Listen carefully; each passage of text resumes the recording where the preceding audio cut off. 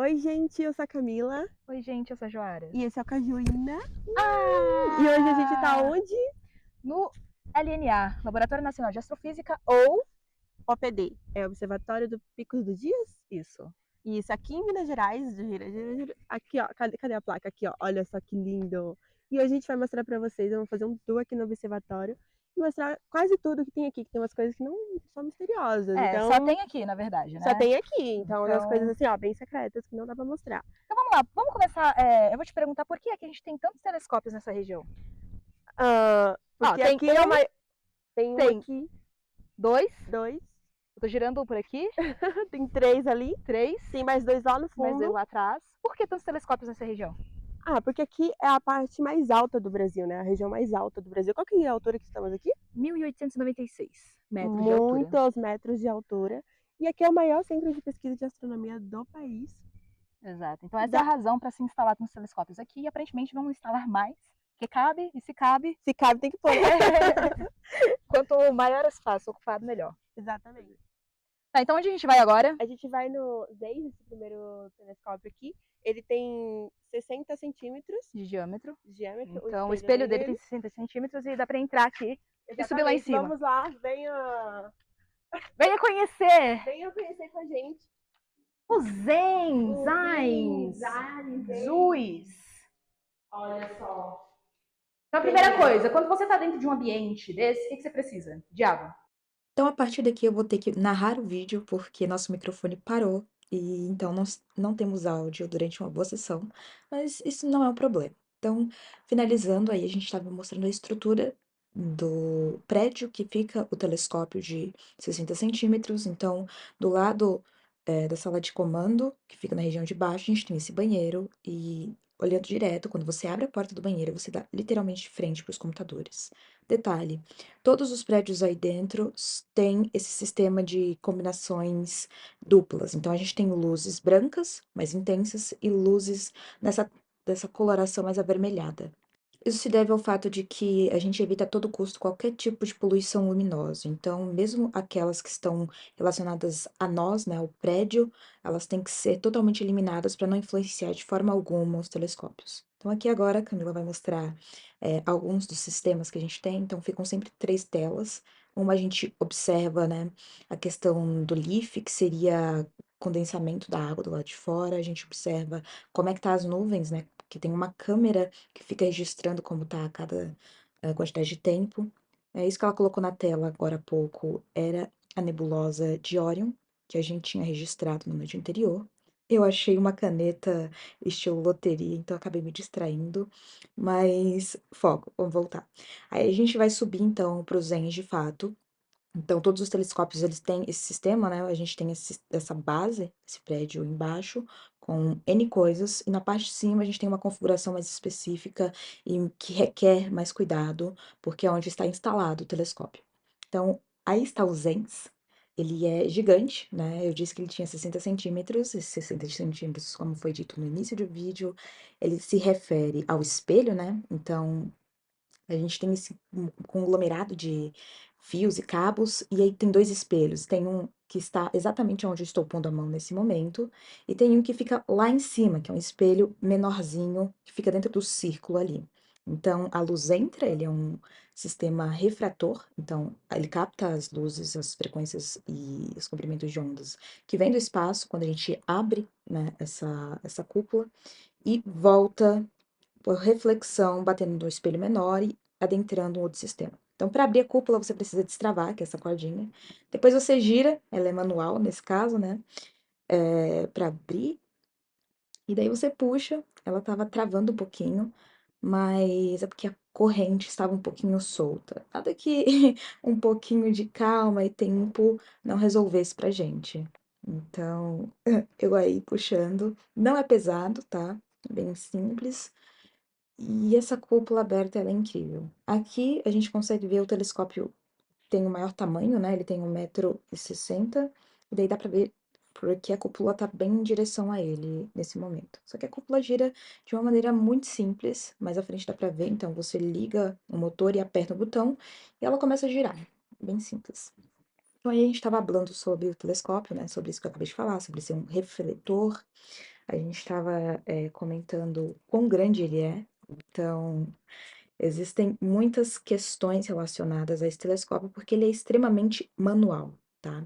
Então, ele é o telescópio em que as pessoas menos procuram para observar, para coletar dados astronômicos, porque ele realmente é bem complexo. E uma coisa legal é que a primeira pessoa que utilizou ele para captar imagens estava no OPD esse dia, então no final a gente vai conseguir, eu conversei com o professor, e muito simpático, já é um senhorzinho já, e aparentemente ele deu início em 1985. Nesse momento a gente tá mostrando a CCD, então ela é grande pra caramba, tá? Tem muito maior mesmo, mas comparado ao que eu tinha visto até o momento, ela é bem grande. Então vamos seguir, que eu acho que daqui pra frente, são coisas que a gente não vai entender o que eu estou falando, porque está sem áudio.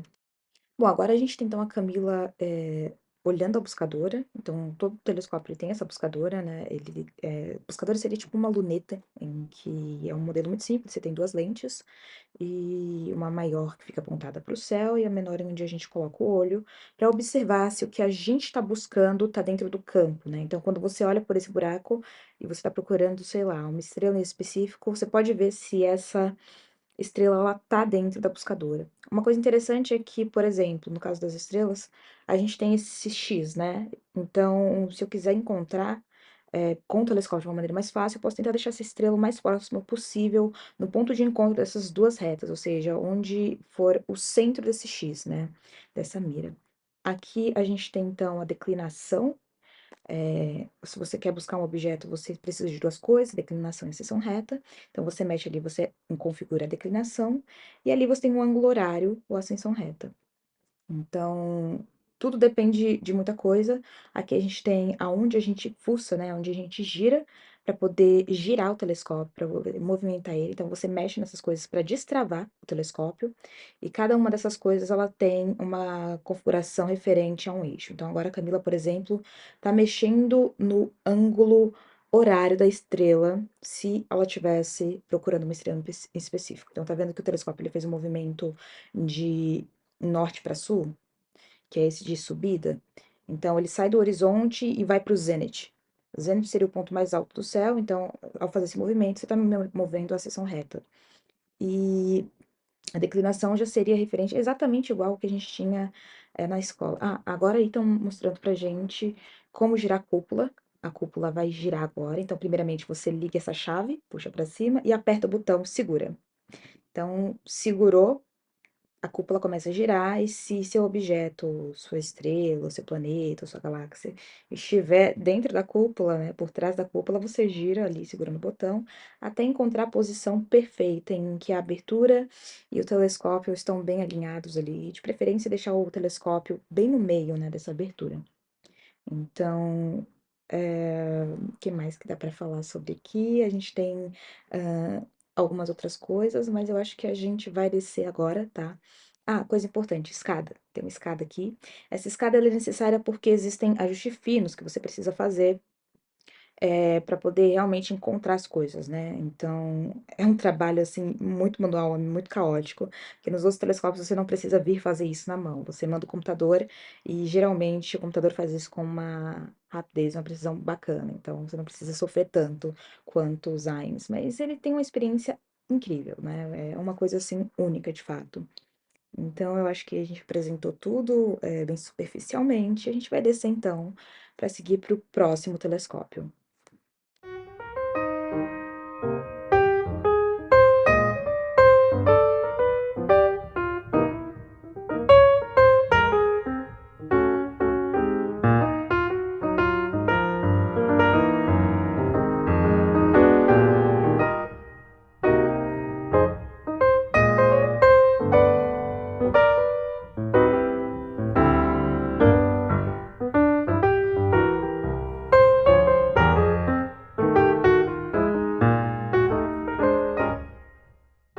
Bom, agora nós duas estamos na frente do prédio do telescópio de 1,60 m, né? Então, ou seja, o tamanho do espelho desse telescópio tem 1,60 m de diâmetro. Isso é bastante coisa. Dá para ver o quão alto ele é, né? Então, o telescópio em si fica lá em cima, aí tem 4 andares. Então, se você conseguisse tirar a parede, você ia conseguir ver 4 seções, né? Então, você pode subir tanto de escada quanto de elevador. Ao entrar, a gente tem esse sistema onde a gente consegue observar os planetas e eles estão em escala. Então, começa lá em Mercúrio, a gente tem a Terrinha aqui, bem pituchinha. E por fim, a gente tem o último planeta, que é Saturno lá embaixo, dá para ver o quão grande é em comparação aos outros. Adentrando aqui essa porta, a gente tem a cozinha. Eu atrás de um cafezinho básico, mas não tinha café ainda. Fiquei bem chateada. Essa sou eu sem café, mas tudo bem. Agora a gente vai subir. Lembrando que todo esse prédio tem aquele sistema duplo de luz mais intensa e luz vermelha, né? Então, quando estamos observando, é ideal que fiquem acesas apenas as luzes vermelhas. Elas não iluminam tão bem, mas não tem interferência nenhuma nas observações. Detalhe, tem muito passarinho nesse sítio, então é muito incrível. Aqui a gente tem uma das coisas que você não deve fazer quando você está no observatório, que é sacar uma lanterna e olhar para cima, tá? Acaba prejudicando muito todo o ambiente e as pessoas que estão fazendo observação. Ah, detalhe, esse elevador ele tá tematizado. Ano passado, quando eu fui, ele também estava tematizado e é uma gracinha, tá? Então, é muito bonito você subir nele, porque dá um estímulo, assim, ele é super mega colorido e, enfim. Esse elevador ele é um pouco caótico, dá um pouquinho de medo dele. Ele só funciona se essa porta estereográfica estiver fechada. Então, se ela ficar aberta em algum andar e você apertar, para que ela desça, para que o elevador desça ou suba, ele não vai subir nem descer pelo fato de que a porta não foi fechada. Então, ela é como se fosse uma trava de segurança, tá? Aparentemente, esse é um elevador bem simples, então é super divertido usar ele. Não contei quantos andares foram, se foram 3 ou 4, mas finalmente chegamos ao maior telescópio que a gente tem, que é o Kelmar. Eu não vou lembrar o nome, mas é o nome de um cientista e, enfim, importante, né? Sempre fecha a porta estereográfica. Saindo ali, a gente tem meio que um mirantezinho para observar as coisas em volta. Mas essa vai ficar para depois, porque quando a gente chegou aí, a gente soube que o outro astrônomo que estava trabalhando, ele estava removendo flat, então ele estava utilizando o telescópio para pegar imagens de um fundo branco, que é no caso aquele quadro ao qual o telescópio está mirado agora, para poder remover esse fundo branco das imagens astronômicas depois, né? Na verdade, não imagens, mas dos dados astronômicos em si. E aí ele reduz efeitos que não existem necessariamente, consegue condicionar assim os dados dele para trabalhar melhor. Além do flat, tem uma outra coisa que a gente precisa tirar também para fazer redução de dados, que seria o bias, né? O bias seria meio que tirar o fundo escuro da imagem. Então, você faz uma junção dessa de tirar uma quantidade de informação branca da sua imagem, você também retira uma quantidade de a informação referente ao fundo, que seria o espaço negro, assim. Então, quando eu digo imagem, não necessariamente é uma fotografia. Eu quero dizer que seria o conjunto de dados. Depende do que você precisa, né? Se você quer só fazer um registro de imagens, mas geralmente esse telescópio ele não é utilizado tanto para conjunto de imagens. Ele é mais utilizado para... Enfim, você vai pegar uns números e fazer suas análises, e aí sim você discute sobre tudo. Aqui eu e a Camila provavelmente estávamos divagando, como sempre, a gente conversa demais. E, enfim, lá de dentro saiu, né, um dos fotógrafos que estavam presentes no sítio dessa vez, e meio que tirou fotografia nossa e fez alguns comentários bem legais sobre esse telescópio em específico.